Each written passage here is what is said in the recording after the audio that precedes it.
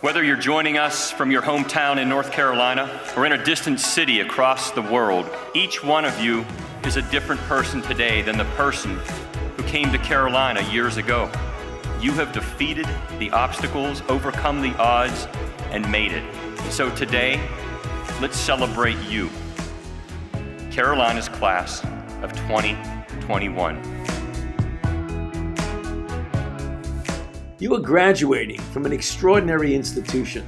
The young men and women of the University of North Carolina are the future leaders of our society. Congratulations. You did it.